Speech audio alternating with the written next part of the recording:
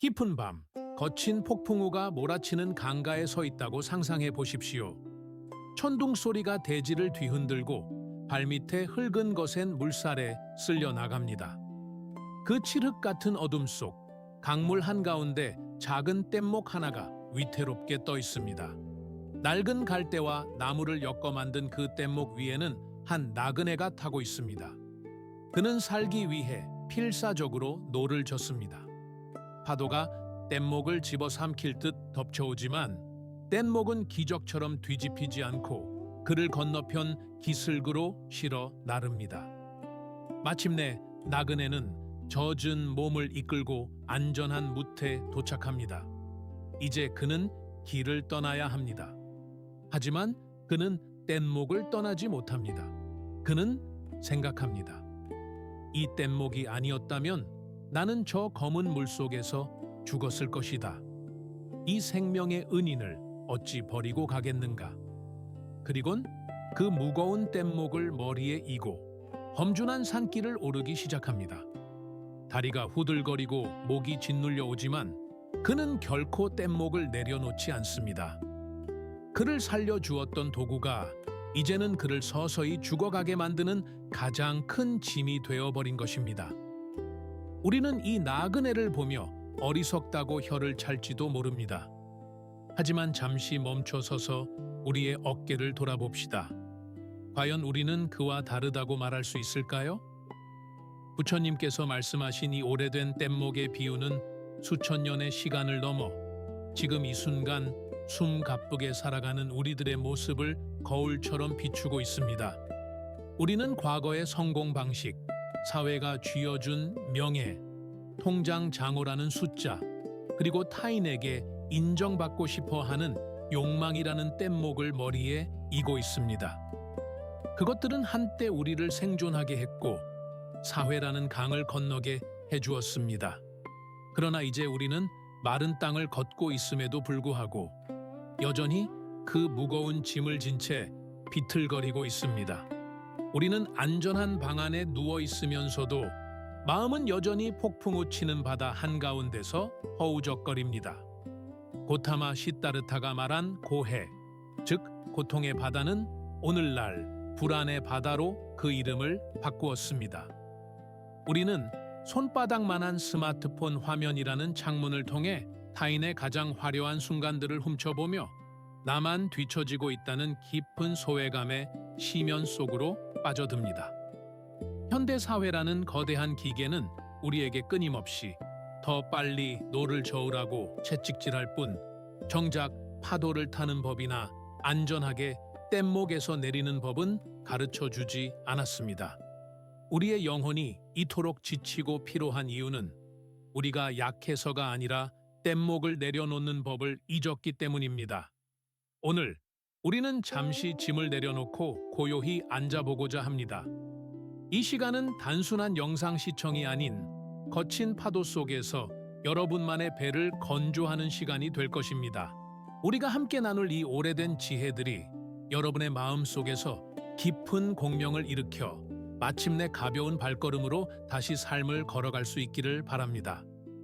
만약 이 여정에 함께할 준비가 되셨다면 조용히 마음을 모아주십시오. 이 이야기가 여러분의 삶의 작은 등불이 된다면 그것으로 충분합니다.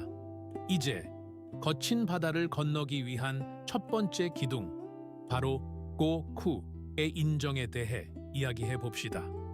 우리는 흔히 고통을 삶에서 제거해야 할 오류나 실수처럼 여깁니다. 왜 하필 나에게 이런 일이 일어난 걸까? 내 인생은 왜 이렇게 꼬이는 걸까? 우리는 끊임없이 묻고 또 묻습니다. 하지만 오래된 지혜는 우리에게 전혀 다른 시각을 제안합니다. 고통은 삶의 오류가 아니라 삶의 기본 설정값, 즉 초기 조건이라는 것입니다. 사성제의 첫 번째 가르침, 고성제는 태어남이 고통이요 늙음이 고통이다 라고 선언합니다. 이것은 염세적인 비관론이 아닙니다. 오히려 비가 오니 우산을 쓰자는 말처럼 지극히 현실적이고 담백한 진단입니다. 삶은 본래 불만족스러운 것입니다. 우리가 바라는 대로 세상이 흘러가지 않는 것, 그것이 바로 세상의 이치입니다. 이 사실을 깊이 받아들일 때 역설적으로 우리는 억울함에서 해방됩니다. 비가 내리는 하늘을 향해 주먹질을 하며 화를 내는 사람은 없습니다. 그저 비가 내림을 인정하고 옷깃을 여밀 뿐이지요.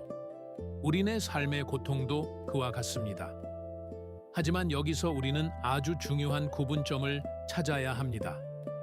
부처님께서는 두 번째 화살의 비유를 통해 고통의 본질을 예리하게 꿰뚫어 보셨습니다.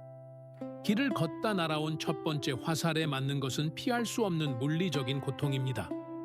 갑작스러운 실직, 사랑하는 사람과의 이별, 예상치 못한 질병 같은 것들입니다.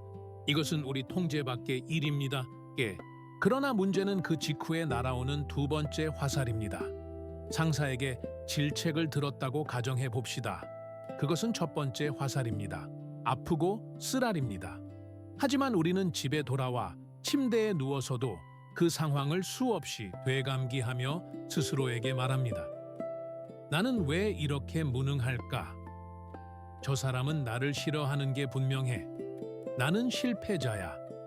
이것이 바로 우리가 스스로에게 쏘아대는 두 번째 화살입니다. 첫 번째 화살이 피부를 뚫는 아픔이라면 두 번째 화살은 영혼을 갉아먹는 독과 같습니다. 대부분의 현대인이 겪는 만성적인 불안과 우울은 실제 사건 때문이 아니라 이 두 번째 화살을 밤새도록 쏘아대고 있기 때문에 발생합니다. 우리는 이 두 번째 화살만은 피할 수 있습니다. 아, 내가 지금 상처를 입었구나 라고 있는 그대로 알아차리는 것. 거기서 멈추는 연습이 필요합니다. 심리학의 거장 칼 융은 불교적 통찰과 맞닿아 있는 유명한 말을 남겼습니다. 당신이 저항하는 것은 지속된다. 불면증에 시달려 본 적이 있으십니까? 자야 해. 내일 출근하려면 반드시 자야 해. 라고 마음속으로 소리치며 잠과 싸울수록 정신은 더욱 또렷해지고 잠은 멀리 달아납니다. 고통도 마찬가지입니다. 불안을 느끼지 않으려고 발버둥 칠수록 불안은 거대한 괴물이 되어 우리를 덮칩니다. 오히려 지금 내가 불안하구나, 내 마음이 소란스럽구나 하고 그 감정을 손님처럼 맞아들일 때 역설적으로 마음의 소용돌이는 잦아들기 시작합니다. 저항을 멈추면 고통은 그저 지나가는 에너지의 흐름이 됩니다. 틱나탄 스님은 진흙 없이는 연곶도 없다고 말씀하셨습니다. 우리는 모두 깨끗하고 향기로운 연곶만을 원합니다. 하지만 연곶은 오직 진흙이라는 지저분하고 냄새나는 양분이 있어야만 피어날 수 있습니다. 여러분의 삶에서 가장 힘들었던 순간을 떠올려 보십시오. 그때는 죽을 만큼 괴로웠지만 시간이 지나고 보면 바로 그 시기가 여러분을 더 깊이 있고 성숙한 사람으로 무르익게 만들었음을 알게 될 것입니다. 실패의 진흙, 이별의 진흙, 고독의 진흙이 없었다면 지금의 단단한 당신도 존재하지 않았을 것입니다. 그러니 지금 발이 푹푹 빠지는 진흙탕 속에 서 있다고 해서 절망하지 마십시오. 그것은 당신이라는 꽃을 피우기 위한 가장 비옥하고 풍요로운 재료입니다. 이제 두 번째 기둥, 무상우창의 지혜로 건너가 봅니다. 이 말은 흔히 인생무상이라는 허무한 뉘앙스로 오해받곤 합니다. 하지만 불교에서 말하는 무상은 허무가 아닌 변화의 가능성을 의미하는 희망의 언어입니다. 모든 형성된 것은 변한다. 이 단순한 진리가 우리를 올가매는 집착의 사슬을 끊어내는 열쇠가 됩니다. 우리가 괴로운 이유는 단 하나, 영원하지 않은 것을 영원하기를 바라기 때문입니다. 젊음이 영원하기를, 사랑의 불꽃이 영원하기를, 지금의 성공이 영원하기를 바랍니다. 하지만 계절이 바뀌듯 모든 것은 변합니다. 이것을 머리가 아닌 가슴으로 이해할 때 우리는 비로소 깊은 안도감을 느낄 수 있습니다. 지금 여러분을 숨 막히게 하는 그 끔찍한 우울감도, 도저히 끝날 것 같지 않은 이 힘겨운 상황도 결국은 지나갑니다. 영원한 고통은 없습니다. 반대로 지금 누리고 있는 행복과 성공 역시 영원하지 않음을 알기에 우리는 오만한 마음을 내려놓고 지금 이 순간을 더욱 소중하고 절실하게 아낄 수 있게 됩니다. 고대 그리스의 헤라클레이토스는 같은 강물에 2번 발을 담글 수 없다고 했습니다. 강물은 끊임없이 흐르고 발을 담그는 사람 또한 매 순간 변하기 때문입니다. 1년 전의 나와 지금의 나는 세포 하나하나, 생각의 결 하나하나가 모두 다른 존재입니다. 그런데 왜 우리는 이미 죽어버린 과거의 실수에 얽매여 현재를 괴롭히고 있을까요? 과거의 나가 저지른 실수는 흐르는 강물에 떠내려갔습니다. 지금의 당신은 그때의 당신이 아닙니다. 매일 아침 눈을 뜰 때마다 우리는 어제와는 다른 새로운 존재로 다시 태어납니다. 이것이 무상이 우리에게 주는 매일의 선물입니다. 이러한 흐름 속에서 법정 스님은 무소유라는 맑은 가르침을 남기셨습니다. 무소유란 아무것도 갖지 않는 궁색함이 아니라 불필요한 것을 갖지 않는 홀가분함입니다. 더 깊이 들어가 보면 내 것이라는 개념 자체가 환상임을 깨닫는 것입니다.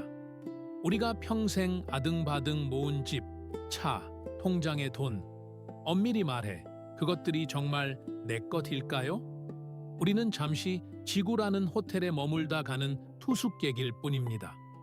호텔 방에 있는 비품을 깨끗하게 쓰고 다음 사람에게 넘겨주듯 우리가 가진 모든 것은 잠시 맡아 관리하다가 돌려주고 가야 할 것들입니다. 이 사실을 깨닫는 순간 소유에 대한 광적인 집착은 옅어지고 그 자리에 나눔과 베풀매 여유가 깃들게 됩니다. 마지막으로 무상의 지혜는 우리를 죽음이라는 가장 확실한 진실과 마주하게 합니다. 현대 사회는 죽음을 마치 없는 것처럼 은폐하려 합니다. 하지만 삶의 끝을 기억하는 마란 아사티, 즉 죽음 명상은 역설적으로 삶을 가장 생생하게 빛나게 합니다. 오늘이 내 인생의 마지막 날이라고 가정해 보십시오.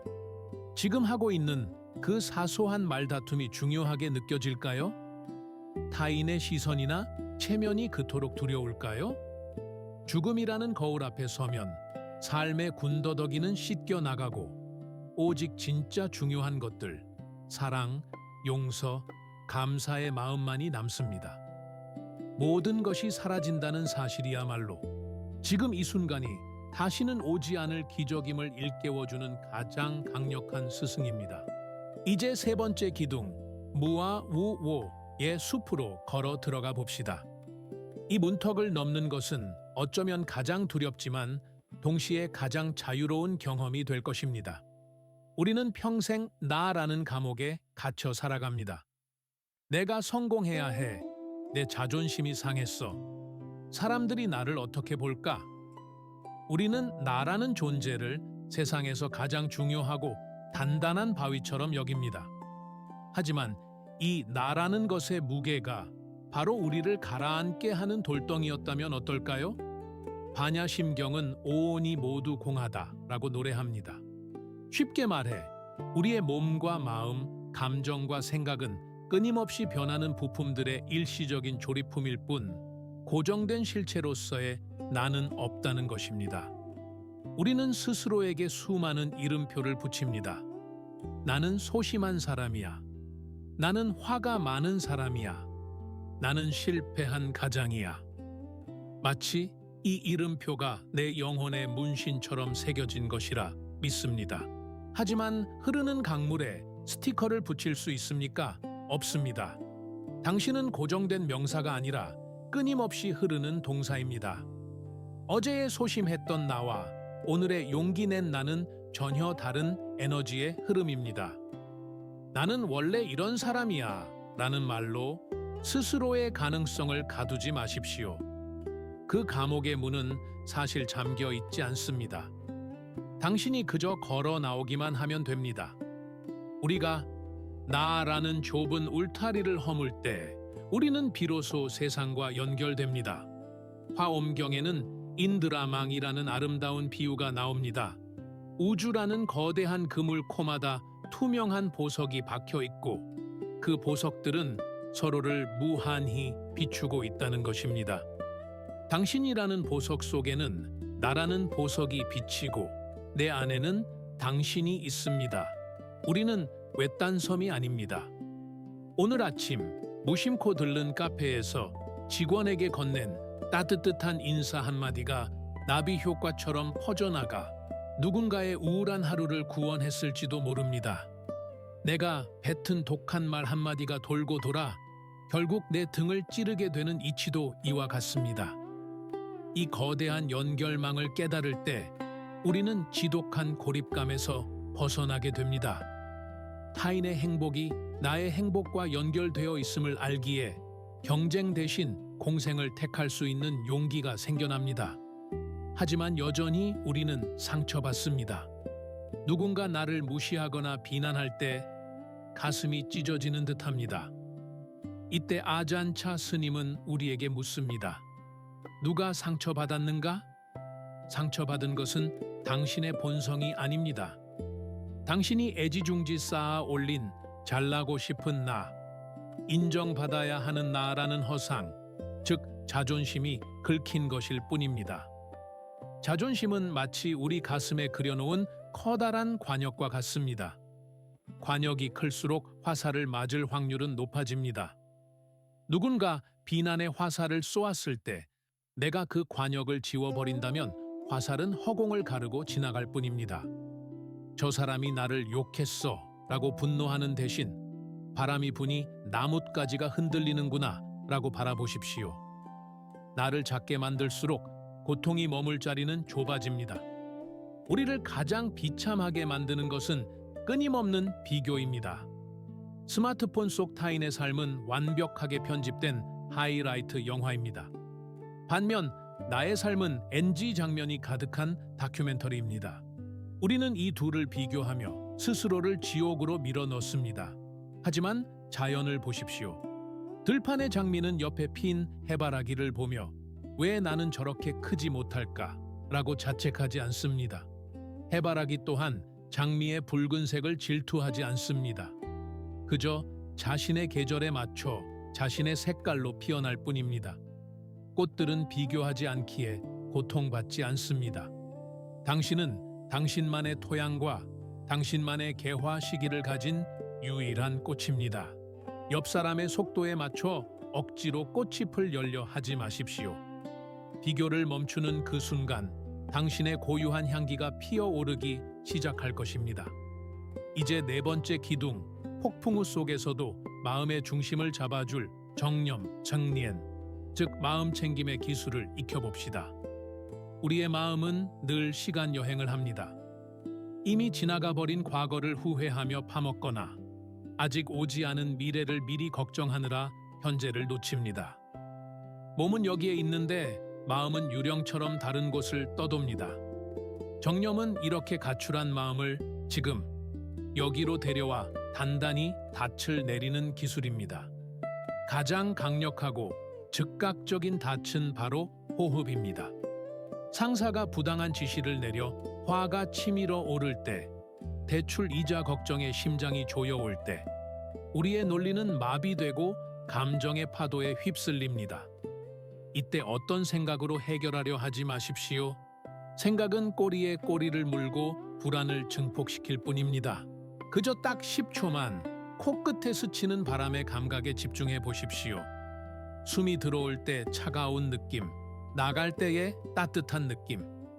들이쉬고 내쉬고 이 단순한 행위가 뇌의 비상벨을 끄고 우리를 안전한 현재로 귀환시킵니다. 호흡은 우리가 태어날 때부터 죽을 때까지 한시도 떠나지 않고 곁을 지키는 가장 충실한 친구이자 구명조끼입니다. 틱나탄 스님은 일상의 모든 순간이 수행이 될 수 있음을 설거지를 통해 보여주셨습니다. 우리는 보통 밥을 빨리 먹고 치우기 위해 혹은 디저트를 먹기 위해 해치우듯 설거지를 합니다. 마음은 이미 소파에 가 있습니다. 하지만 수행자는 설거지를 하기 위해 설거지를 합니다. 따뜻한 물이 손에 닿는 감각, 그릇의 매끄러운 촉감, 거품이 터지는 소리를 온전히 느끼는 것입니다. 이것은 비단 설거지뿐만이 아닙니다. 출근길의 발걸음, 엘리베이터를 기다리는 시간, 커피 한 잔을 마시는 순간, 이 모든 사소한 시간들을 신성한 시간으로 바꾸는 것이 정념입니다. 미래를 위해 현재를 희생양으로 삼지 마십시오.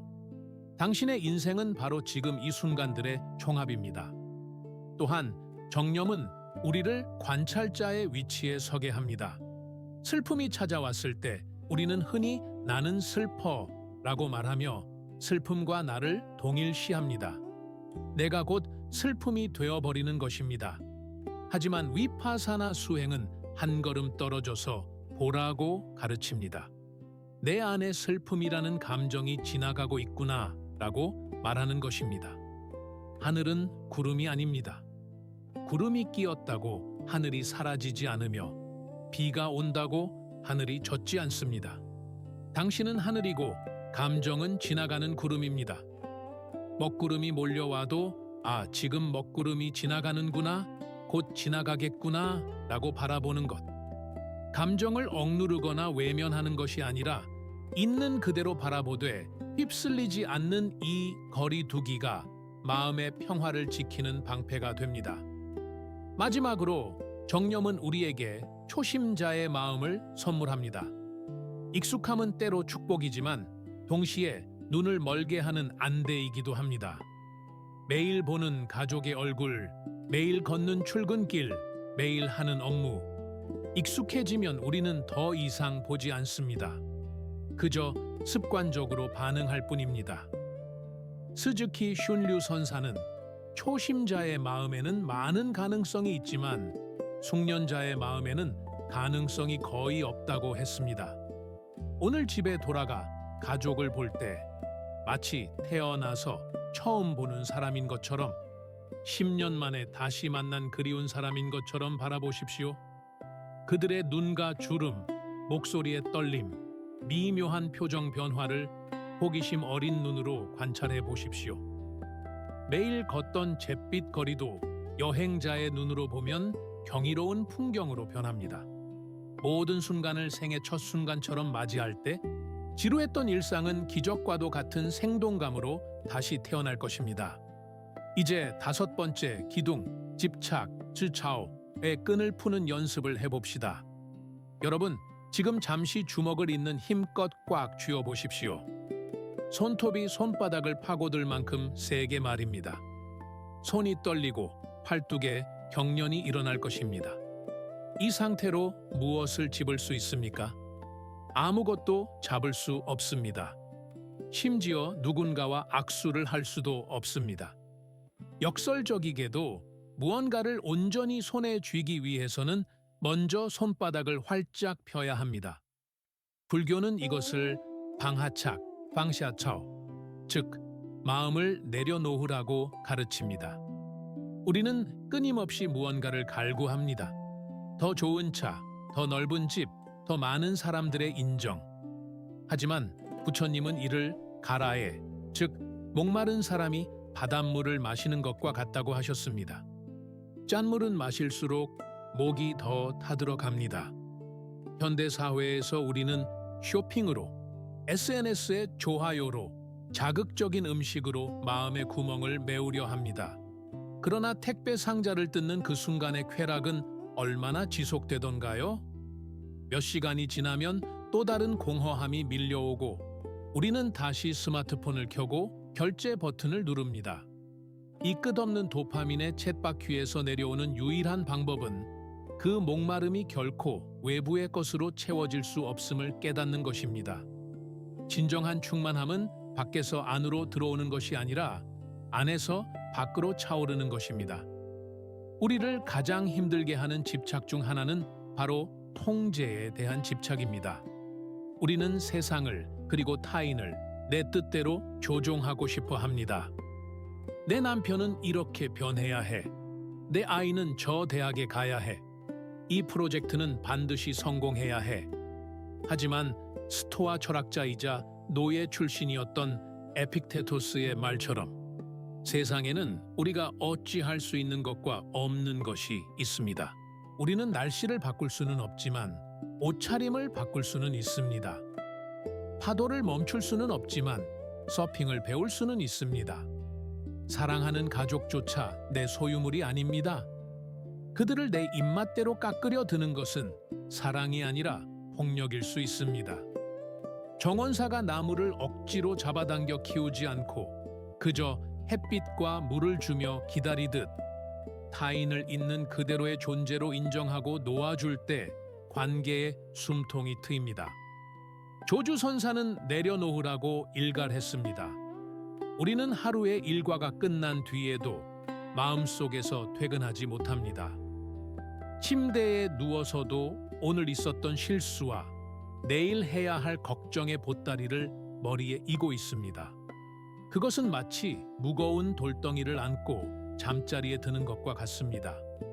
오늘 밤 현관문을 열고 들어설 때 상상해 보십시오.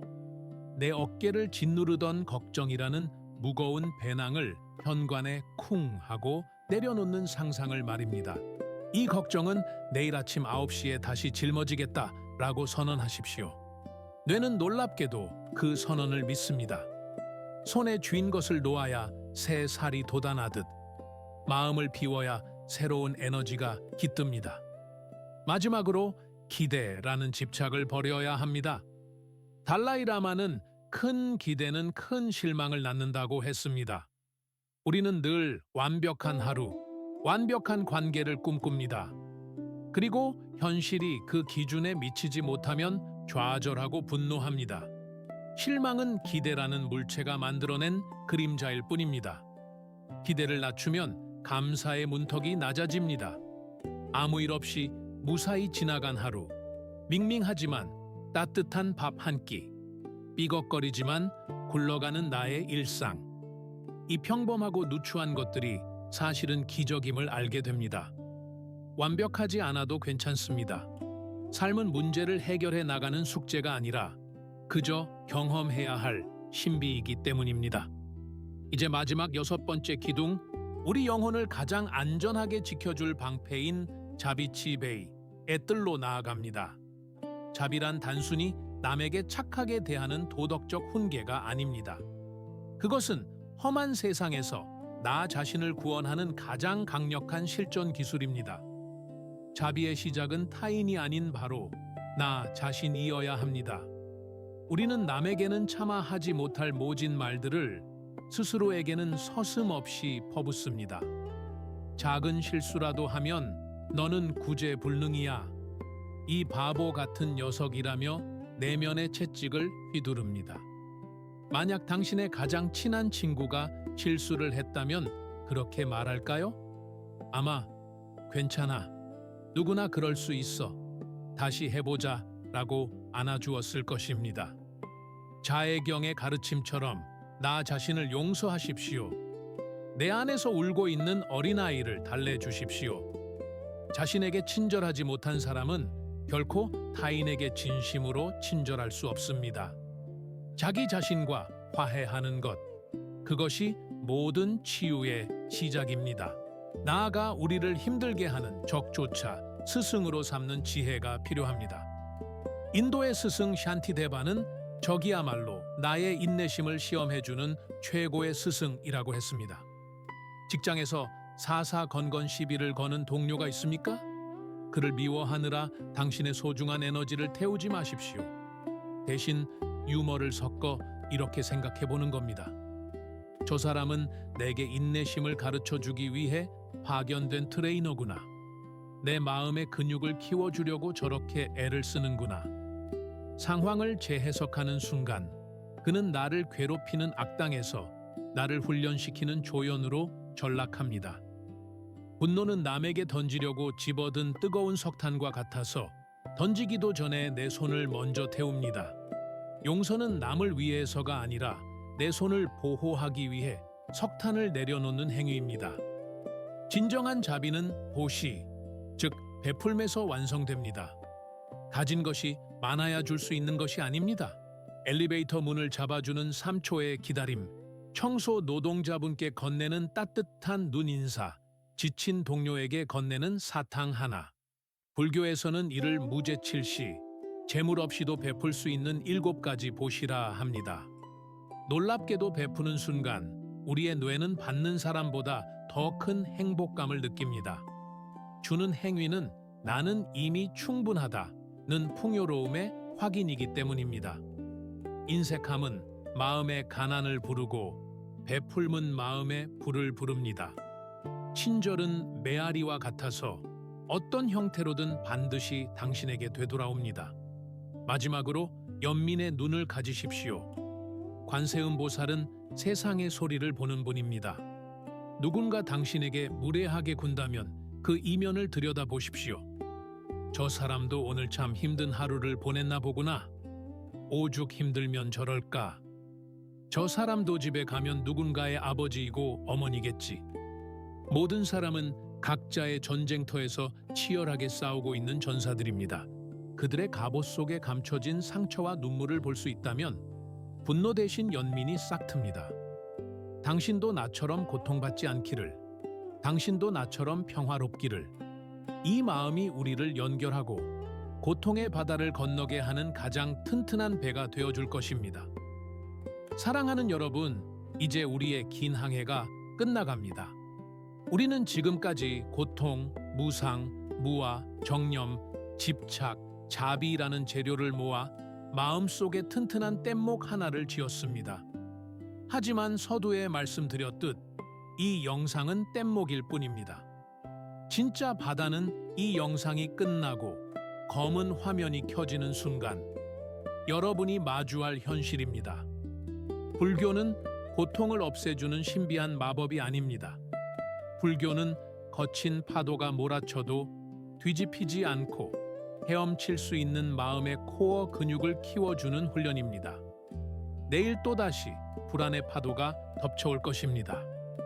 사람들은 여러분을 실망시킬 것이고 계획은 틀어질 것입니다. 하지만 두려워하지 마십시오. 여러분에게는 이제 설계도가 있습니다. 오늘 밤 잠들기 전 이 한 문장을 영혼에 새기시길 바랍니다. 이 또한 나를 스쳐 지나가는 바람이다. 기쁨도 슬픔도 성공도 실패도 모두 바람처럼 왔다가 바람처럼 사라질 것입니다. 고통을 적으로 여기지 마십시오. 파도가 높다는 것은 그만큼 여러분이 깊고 넓은 바다로 나아왔다는 증거입니다. 잔잔한 바다는 훌륭한 뱃사공을 만들지 못합니다. 여러분은 이미 거친 파도를 넘어온 충분히 훌륭하고 강인한 항해사입니다. 이제 뗏목에서 내려 대지를 밟으십시오. 어둠이 걷히고 저기 수평선 너머로 붉은 아침 해가 떠오르고 있습니다. 그 빛은 바로 여러분의 마음 속에 있습니다. 평온하십시오. 행복하십시오.